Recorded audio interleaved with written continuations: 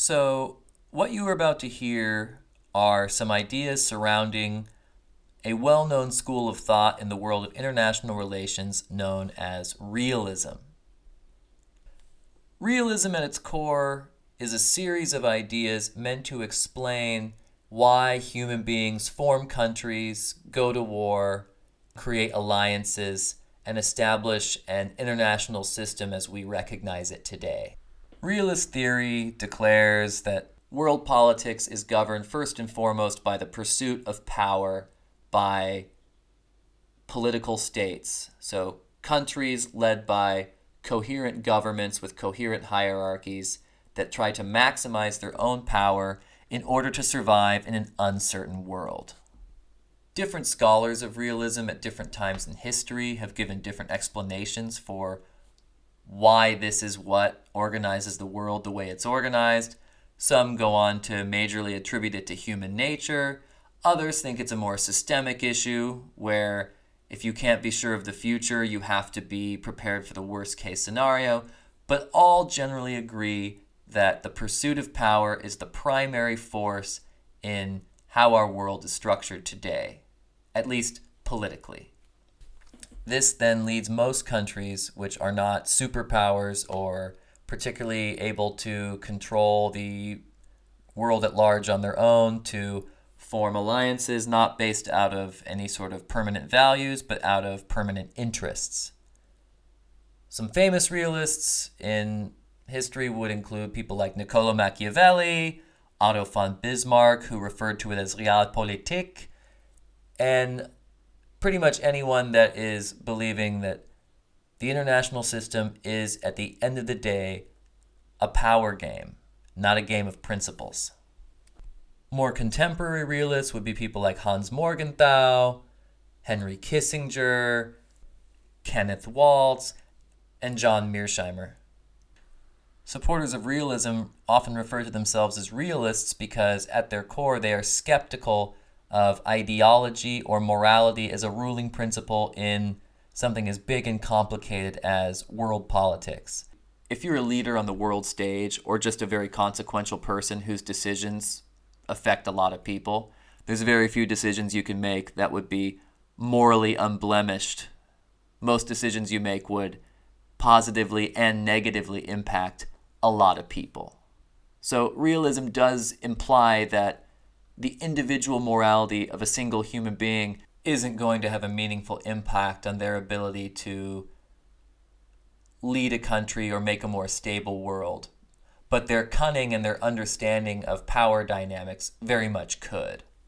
Realism teaches us to be skeptical of morality for morality's sake, or a belief that anyone's principles are eternal and so perfect that they could be applied to something as complicated as the international system. I want to talk about realism through the lens of one of its founding fathers, Thomas Hobbes, starting with a very unique piece of art that I think really represents his thinking and embodies a lot of the core ideas behind realism itself. There's this crazy 1600s woodcut of this man with a king's crown and a massive sword, and he's looking over a vast landscape along with a medieval-looking city. And what's interesting about this king-like man and his giant proportions relative to the city and the landscape is the fact that his body is made up of hundreds of tiny people, men, women, children, people from every corner of society in different garb and different heights and sizes and everything. This woodcut is a work of art created by the French etching artist Abraham Bosse, and it was made to adorn the cover of the book Leviathan by the English philosopher Thomas Hobbes. Now, Thomas Hobbes was working on this book, which is today credited for being one of the foundational works of what is in modern international relations theory called realism. He was working on this book during the English Civil War, where there was a struggle between Parliament and the monarchy.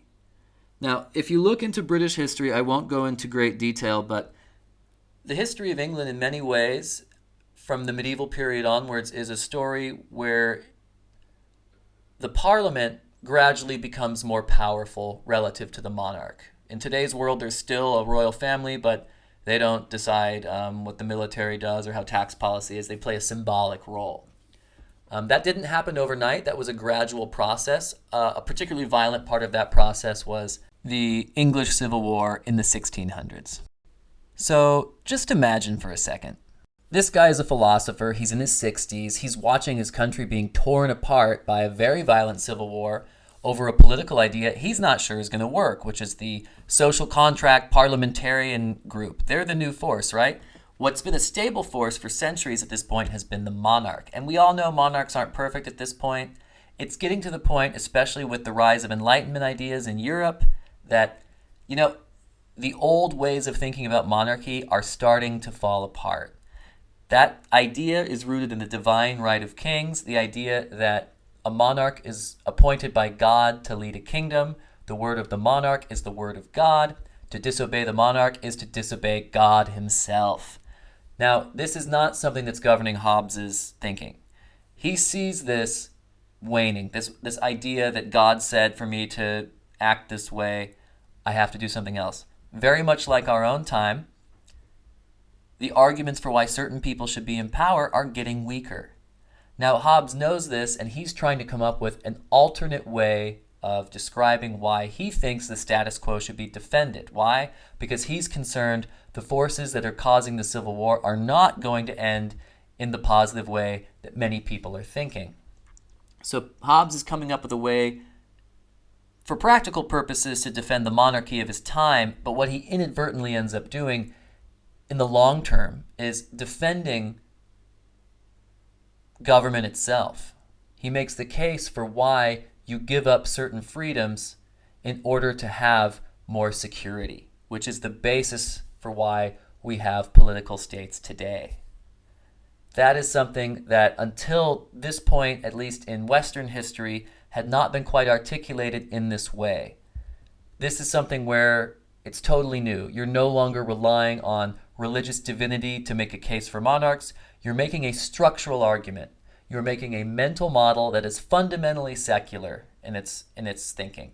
It's an idea that ends up taking its final forms in his book, The Leviathan, which is all about a literal body politic, as embodied by the cover of the book.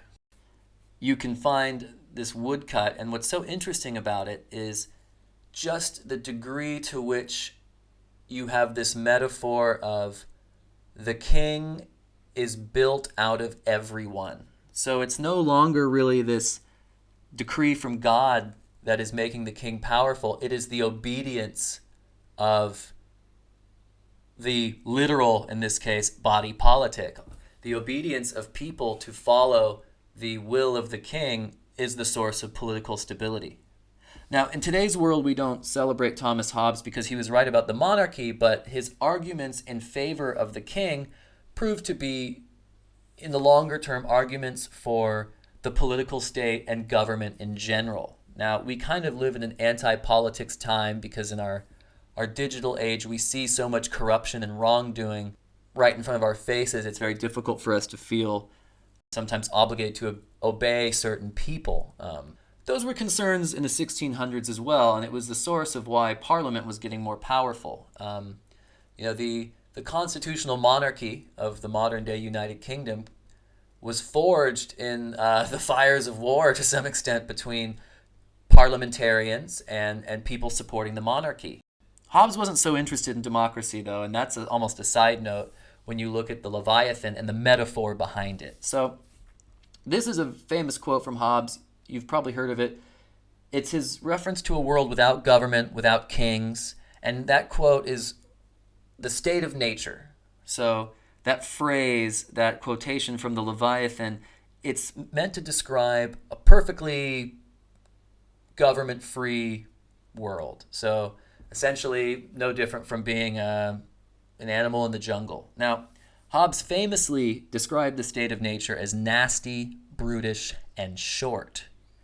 Now, that was based on the idea that in a world where you are totally free, because there are no rules that you must follow as an individual, you are just as free to be nice as you are to be nasty. There is no entity stopping you from frankly, killing another person or doing wrong as you would maybe see it. In a desperate situation, there's no recourse, and you are basically in, yeah, almost a pre-civilization state.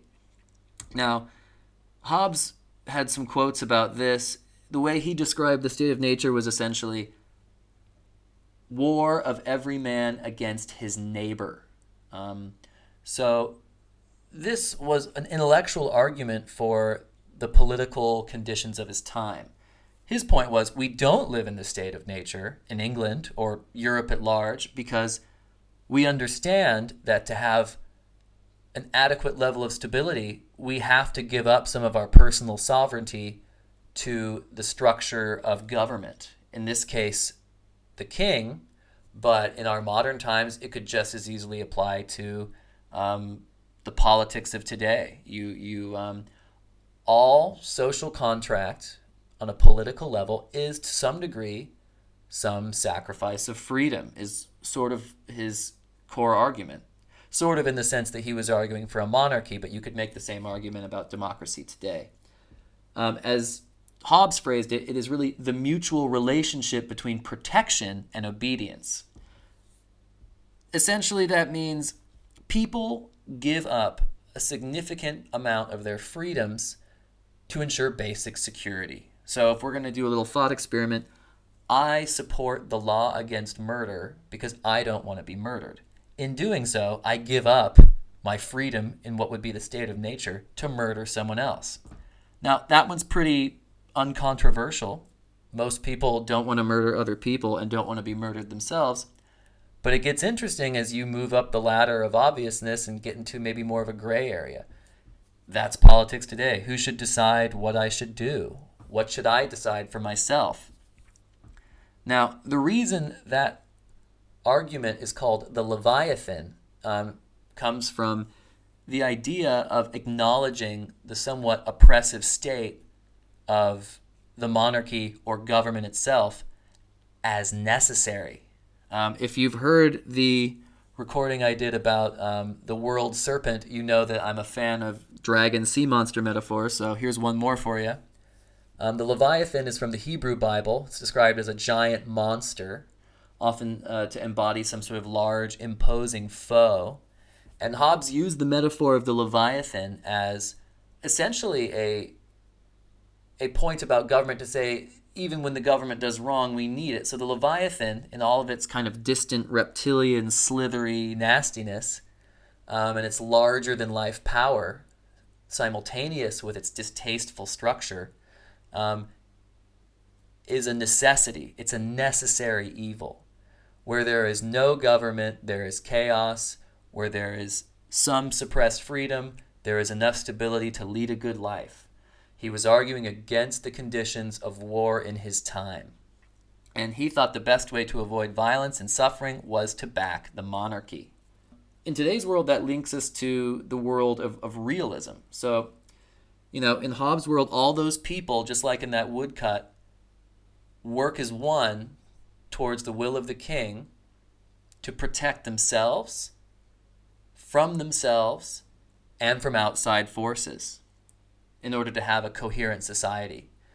It's almost suggesting, at least in the woodcut, that a political state is kind of like the human body. All the organs have to work in sync or it dies, and then everybody dies.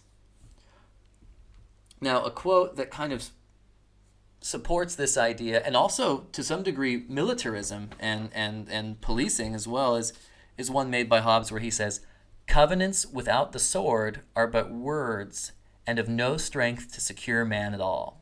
So what does that really mean? I mean, that really means, there's many ways to look at it, but the most obvious one is that you gotta back your agreements with the threat of violence. This is political realism, that your security as an individual comes from power that is granted to the state because you sacrifice some of your freedoms by following the will of the state or the king or whatever the body politic may be. Interestingly enough, the literal body politic on the cover of the Leviathan is so representative of a person made up of many people. So the obedience of many creates the strength of the one. So he saw the king as the kind of ultimate embodiment of society's obedience, more than he thought of it as a top-down, divinely ordained hierarchy. And that was a big shift away from a more literalist, superstitious view of why you have kings and queens. Now, in today's world, realism, what Thomas Hobbes is often credited for being the father of in many senses, is the belief, unsurprisingly, that our current global system, countries, international agreements, wars, alliances, economic trade agreements, it's all built on the idea of political states maximizing their own power. States, really in this case, being countries like Britain, France, United States, China, Germany, political entities with clear institutions, rules, laws, and borders that operate to maximize not necessarily their own power, but their own security for themselves and for their citizenry. So, by that logic, I, as a, for example, Western European country, am in an alliance with NATO in the United States, not necessarily because I have a unique affinity for any given country that's also in NATO, but fundamentally because I'm interested in my own security as a political state and for my citizenry. And I have decided as a political entity that my best bet for stabilizing my society and protecting my country is by being in a political alliance with NATO. This is why, for example, Sweden, Finland in Scandinavia are not a part of NATO because they are so close to the Russian border. Now that at first sounds a little counterintuitive, but the reasoning behind that is essentially because Sweden and Finland don't want to necessarily aggravate a nearby neighbor by joining NATO, and they also want to have the possible chess move of kind of threatening to join it if things get a little too touchy at the border. So that example of Sweden and Finland relative to Russia, what does that really say about how countries structure themselves? Now, if you were to turn on the news in a Western country, you would probably almost universally hear Sweden or Finland described as democratic Western countries that are committed to the kind of values that we're typically used to hearing that an organization like NATO is defending. The argument is normally made by heads of state in North American and European countries that these are democratic European countries who would cooperate with Western Europe. Now, I'm not pointing these ones out because there's anything wrong with their approach. It's actually quite the opposite. You could argue here that it's very smart for the government of Sweden or the government of Finland to play both sides a little bit, not in a shifty way or in a negative way, but they are in some ways de-escalating the tension between NATO and Russia because of the fact that they're not necessarily fully pledging to either side. That doesn't mean countries like Sweden and Finland don't do regular military exercises with NATO or that they are necessarily allied with Russia, but there's a degree of ambiguity in their diplomacy which is not based on a shared set of values with either Russia or Western Europe, but based on the interest of self-preservation. So let's take a look at another example. Let's look at Russia. We often look at Russia in the United States or Western Europe as sort of this Soviet horde, and there's some truth to that, right? There was a push forward after the Second World War to swallow up a bunch of Eastern Europe, though the realist argument for that is not to spread communism. It's actually completely neutral to the political or economic values of the day. That's the interesting thing about realism. That's why Hobbes' defense of the monarchy works for democracies as well. Hobbes isn't necessarily terribly interested in the form of government you had. He's interested in protecting a status quo. In Russia's case, the realist argument for the Soviet Union taking over Eastern Europe is actually really to build in a buffer zone so they don't get invaded by Western Europe. Now that sounds a little silly if you grew up in a country where the Red Scare was a big deal in the 50s, or if you remember your grandparents having fears about the Reds in the 20s. But Russia really has a different perspective. If you go to Russia today, you'll see loads of massive monuments to not just their victories in World War II against the Germans invading Russia, but also their victories against Napoleon. You got to remember, in Russian history, the Russians were all about pushing back the invading forces of the European continent. And although there is a fear even today of Russian aggression in the Western world, one must also concede that in actual history, the real hardcore invaders have been from continental Europe. Napoleon went into Russia, went to take Moscow. Hitler went into Russia, went to take Moscow, went to try to wipe out Russia. So there is a real fear in Russia of that happening and a distrust of the alliance system in Western Europe today. Now, that doesn't mean there aren't problems with Russia. It doesn't mean that everything about the Western world is perfect. It just means to say that part of why there is still tension between Russia and the United States and Western Europe is because the alliance system that we see in Western countries as protecting Western countries from Russia, Russia sees as a threat to its own. This takes us back to modern realism. So realism is not concerned with what kind of government you have. You can have a hardcore dictatorship. You can have a democracy. You can have all kinds of forms of economic, social, and political life. That's not really the core principle here. It was a bit in Hobbes' time because he was defending a specific monarchy and monarchy in general as a way of getting people's obedience to keep things stable. But as other scholars took the writings of Hobbes and others and adapted them to their own times and their own concerns, the constant came to be, we do sacrifice some amount of freedom to get a certain amount of security, and we also accept a certain level of corruption, violence, and negative results. Remember, the realist idea is not that the pursuit of power is necessarily a moral or noble goal, but a necessary goal in order to keep things stable and relatively okay. Realism isn't necessarily pessimistic, but as it would argue, it's realistic. It's the pursuit of stability through pursuing enough real power, be it military or political or economic or otherwise, to ensure that your state, your country, as determined by a political entity that is your government, can keep things relatively okay. It is not a very utopian vision of the world. It's a very utilitarian, means to an end way of looking at things. There's also a negative side to it, of course. On one hand, if you're not interested in what kind of government your allies or even your enemies have, and everything is just a calculated move for greater power, that is also probably too simplistic of a way to move through the world, either as an individual or as a country. That being said, the principle of balancing power and establishing a balance of power plays out all the time. If we go back to the Russia example, under the Soviet Union, countries joined the Soviet Union to protect their interests. It was a powerful country. It was nearby. You didn't want to have a problem with the Soviet Union. As countries in Central and South America discovered, the same proved true for the United States.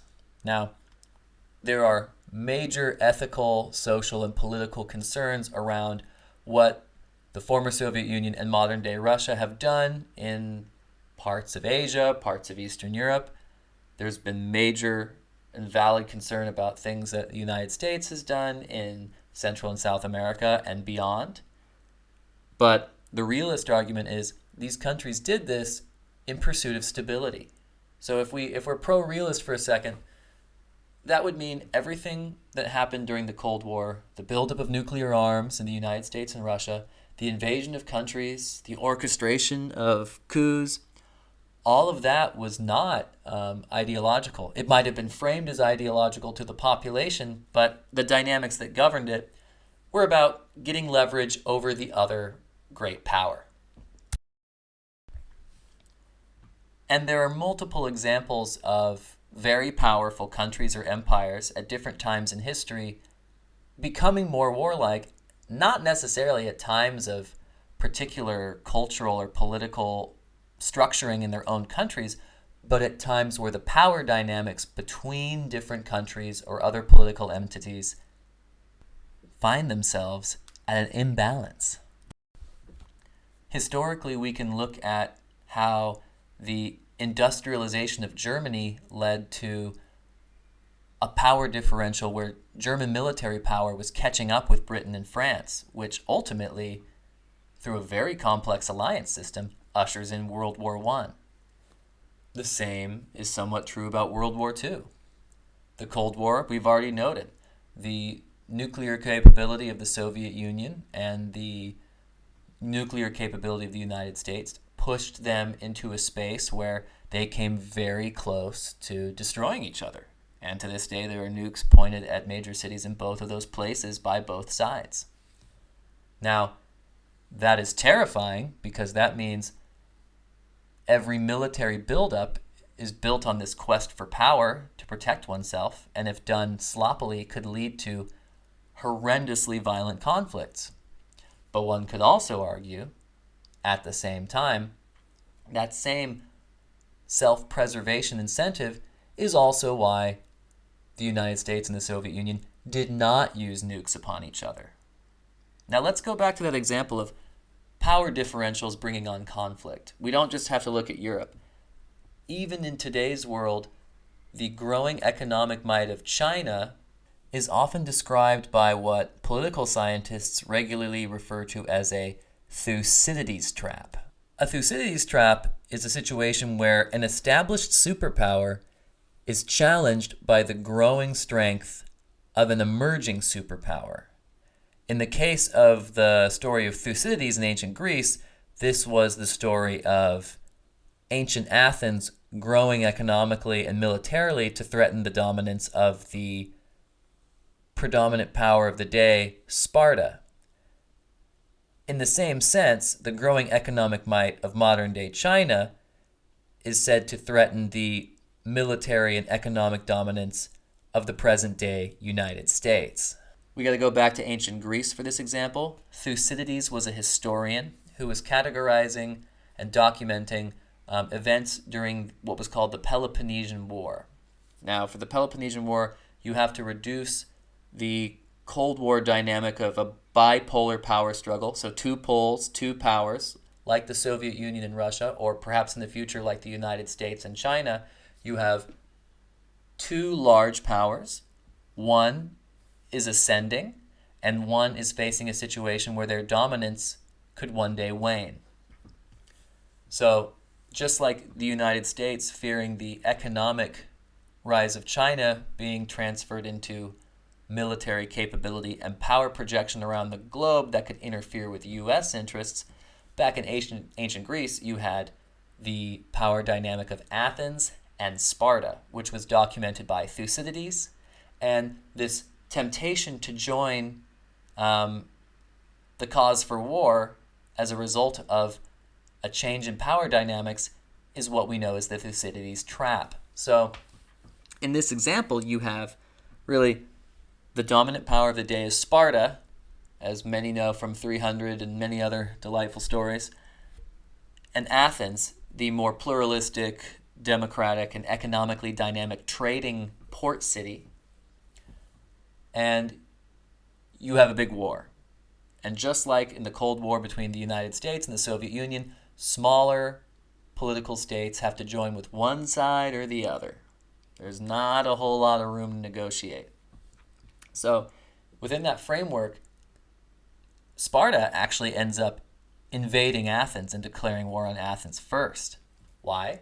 Because Athens was economically ascendant. It was building economic might, which could then turn into military capabilities. This is the same thing that happened when Germany industrialized and challenged the British Empire in the early 1900s.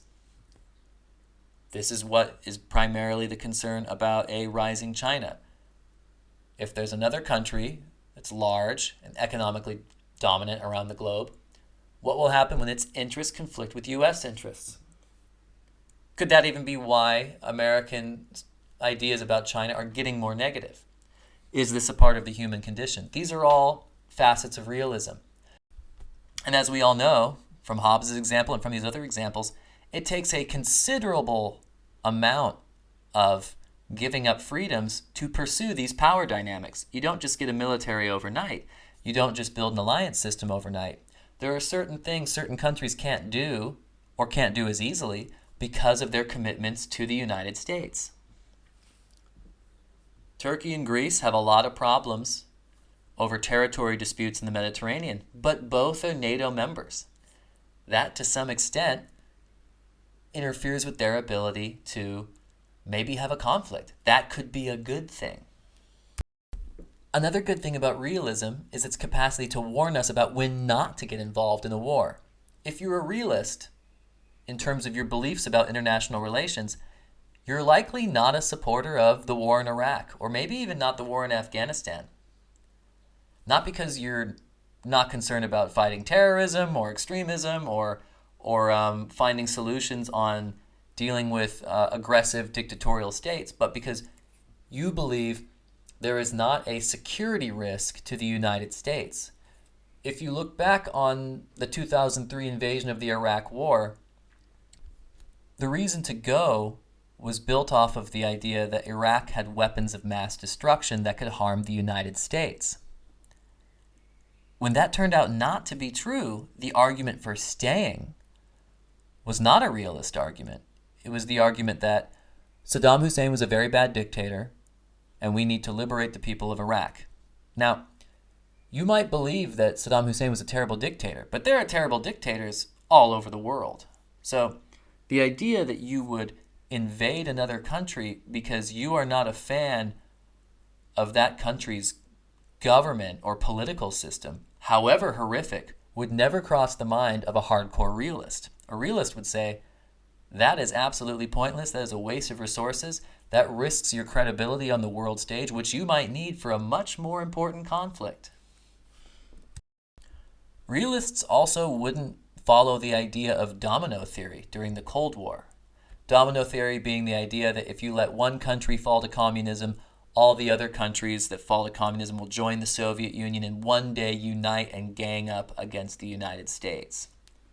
Realists would argue that the political system of a country does not matter. You have to look at alliances. You have to look at geostrategic concerns of that place and time. For example, the Vietnam War, in some ways, is an argument for realism. America went to Vietnam in large part to stop communism from spreading to Vietnam because they saw any country that was communist as somehow in league with the other great power, the Soviet Union. Domino theory stating all the little countries would fall like dominoes to the Soviets, and then everybody would be united against the freedom-loving Americans. So it's another example of a country going to war with another country on the basis that there was something wrong with the political system of that country. A realist would be very much against that. And as it turned out, there were other ethnic, cultural, and political reasons why the Vietnamese were not interested in the medium or the long term in working with the Chinese, who had invaded them multiple times, or with the Soviet Union in general. Communism was just a means to an end of getting rid of what they saw as colonists, whether they were American or French or anyone else. Now, that doesn't mean realism can't have a dark side. Realism is not just about avoiding conflicts. The same logic can also be used to involve a country in conflicts, and sometimes falsely. Near the end of the Vietnam War, you have Richard Nixon in power as the president. His Secretary of State is Henry Kissinger, a staunch realist. Now, Kissinger made many decisions during his career, but one of his most frowned upon ones was the encouragement to bomb Cambodia, which resulted in many, many, many deaths. And the strategic accomplishments of that are still to this day not terribly clear. The idea, though, was this is a power politics issue. You have to stop the Soviets from supplying the Vietnamese, and those supply lines are probably in Cambodia. And even if they're not, better to be sure. Now, there's more to it than that, and that's a very reductive way of looking at it, but the thinking of realism is you're looking for security. The most secure thing, if you got a bunch of weapons, is to use them just in case. That can be very, very bad. Realist arguments also nearly started nuclear war because of the idea that the safest way you can get involved with peace is to start a war, aka back to the, wait for it, Thucydides trap, right? So realism isn't necessarily only something that involves you in conflict when absolutely necessary. If you perceive a loss of leverage and power, you're also sort of encouraged to get militarily involved. Now, if you interpret that in the wrong way, you can be a very violent society, and realism can wreak havoc, as is what happened in the time of the ancient Greeks. The Spartans, a very militaristic society, preemptively attacked Athens for fear that its ascendance on the power scale would threaten its interests. Now, maybe it would have. Maybe Sparta made the right move. Or maybe Athens would have cared little for what happened in Sparta and it was all totally unnecessary. These things are very difficult to weed out. And the belief in one way of looking at it or the other is, to a large degree, subjective. At the same time, it's not totally subjective because there's a lot of data that suggests power differentials lead to conflict. They don't have to. It's not a law like gravity, but it's often a thing to be concerned about. In today's world, the most obvious fear surrounding a Thucydides trap-like situation is the United States and China. As China gets more economic power, it will turn a certain amount of that into military power. It will seek some degree of regional dominance and put forward its own interests. Also, frighteningly, we see a lot of rhetoric in the United States of kind of making the case against China because of its political system, which we know in the past has led to military conflict. So that in itself is not realism, but realism on its good side can be used to predict a situation where conflict is likely and take steps to avoid it. One step would be not convincing a public that war is necessary because of another country's political system. At the same time, if political systems don't matter to you at all, and you don't care what kind of country you live in, you're probably a person that's not thinking very much about their individual situation. And that's kind of the best way to look at realism. It is not a moral argument. It is one which says power is a means to an end. You pursue that means to create stability in the society that you live in. It doesn't solve everything. It just claims to solve what it can solve.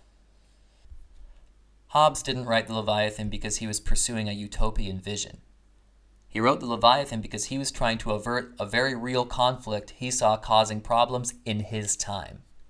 And if there is a moral ethic in realism, it's essentially that. All security costs some freedom. All power is relative. And all stability depends on the power you have to back up that stability. And that ultimately depends on a pretty strong social contract between citizens and a specific government. Although how that social contract gets worked out is not really of concern to realists. Once again, you can be Scandinavian social market economy situation, you can be North Korea, you can be Russia, you can be America, as long as there is a strong political state that is able to look out for your interests, you are in a better situation. The Leviathan as a metaphor, the necessary evil that it takes to stabilize our world, is both a comforting and a terrifying notion. On one hand, it means the world isn't so nefarious after all. Good people get into conflicts because it is a necessary friction for protecting oneself and one's country and one's community in an ever-changing world. Power dynamics change, and then we have to shuffle imperfectly to maximize our security. That's the comforting side. The scary side is we're in this Machiavellian hell of all versus all, where we can't really trust anybody, and countries don't have any permanent allies, only permanent interests. What is the truth? Well, the truth is obviously more complicated than realism can always explain, but realism is a good template for looking at the world and looking for the motivations of many leaders, many thinkers, and many people just in society. So, if you want to look at examples of modern day state of nature scenarios, what typically happens? Some form of government does come along. And when institutions fail, when countries fail, things do get nasty, brutish, and short, and people do join other groups in order to protect themselves. most unstable parts of the world are where there's not a strong political state. And therefore, people end up joining other groups, some quite scary and quite violent, not always out of an ideological set of shared values, but because that's where they can find at least a bit of stability where they currently see none. Now, that takes a lot of different forms, but the Hobbesian argument would be keep a strong state so you can keep yourself safe. This is why realism is systemically agnostic. Stability is the primary thing you must have. So, to go off the state of nature argument, even an authoritarian government is better than no government because it's still, in comparison, greater stability. That's not an argument for authoritarianism. It's an argument that you can't have any of the things you want without first having a basic level of political stability. And you get that by having a capable government and a government that has some degree of force behind it and some degree of alliances with other governments of other countries with as many shared interests as possible. The more the balance of power gets to stay the same, the less likely there is conflict. You minimize conflict by keeping a safe balance of power and not getting involved in conflicts about how a country is governed. The strength of realism is that it does admit itself to be an imperfect process. It is that Leviathan. It is that greater, almost monstrously large and powerful force that is clumsy and not always effective. It doesn't have to be perfect. It's just better than not having it. And that imperfection is simply the cost of stability. And people run with that. People create hierarchies. People create imperfect forms of power aggregation and projection, not because they are evil power-seeking monsters, but because they know that it's a necessary evil to protect themselves. So in this world, you have people asserting their interests in politics and in everything else as a utilitarian necessity, not as a pointless scramble for power. You can look at lots of examples of this. I think if we return again to the Thomas Hobbes woodcut of the Leviathan, it really, really hammers home that idea of needing the cooperation of many people to create a stable society with consistent enough interests that are then embodied in the institutions of a political state. And it's a message of, you can't just have moral ambitions in a world that's messy, large, and difficult to calculate the outcomes of. You have to have a degree of power. And a lot of movements in a lot of parts of the world have origins in that idea. The idea of it's not enough to have a platform, you have to have some sort of power or some sort of leverage. In today's world, it's really hard to find successful countries that don't have either a lot of military power or alliances with countries that do. So even if power alone doesn't dictate the terms of our world, realism reminds us that there is a degree of imperfection and uncertainty that is to some degree best backed by a degree of conformity, a degree of sacrificing one's own personal sovereignty to some extent for the sake of stability. Now, the question in today's world is, what is the right balance? Most of us agree we don't want to live in a state of nature where there's no mechanisms to secure our safety, but we also don't agree on at what point is that force overreaching in our lives. That is kind of the English Civil War in our own heads, right? And that's where today's world kind of comes into play. Is it fair to force someone to do something for the public good? And if so, what things are on the table that are okay, what things are not? The many ways in which one defines power, one defines stability, one defines what the right amount of personal sacrifice is and how much stability you get in return for that are constantly changing questions and constantly getting new examples of where we have to reevaluate them. In Thomas Hobbes' time, it was, are we better off with a more pluralistic political body governing the country, or are we better off with an absolute monarch? So, although Hobbes's argument was for the monarchy of his day, it could be argued his real argument was truly for the status quo. I mean, when you look at those arguments about the state of nature, one of the things he does also say in the Leviathan is, he says, hell is truth seen too late. Hobbes didn't necessarily think that there was anything perfect or holy about monarchy. He just saw that the aspirations to be free of it from his fellow man had consequences. The desire to break the power dynamics of the day to create something new have consequences. The consequence that Hobbes feared? The state of nature. If you take away a baseline level of political stability, you will create a power vacuum where a lot of nastiness can happen. So in conclusion, we can thank realism and the Leviathan metaphor that comes with it for reminding us that human beings ultimately cooperate to guarantee each other's security, based on the idea that I am safer when you are safer. Now, that in itself is a pretty limited definition of what government is, what government can be, what power is, what power can be, and it's just the beginning of investigating how to find a balance of power or to find an effective social contract in your community. But it is a template for understanding at least the most basic dynamics of how those things play out in history and the part that we all play in making that happen.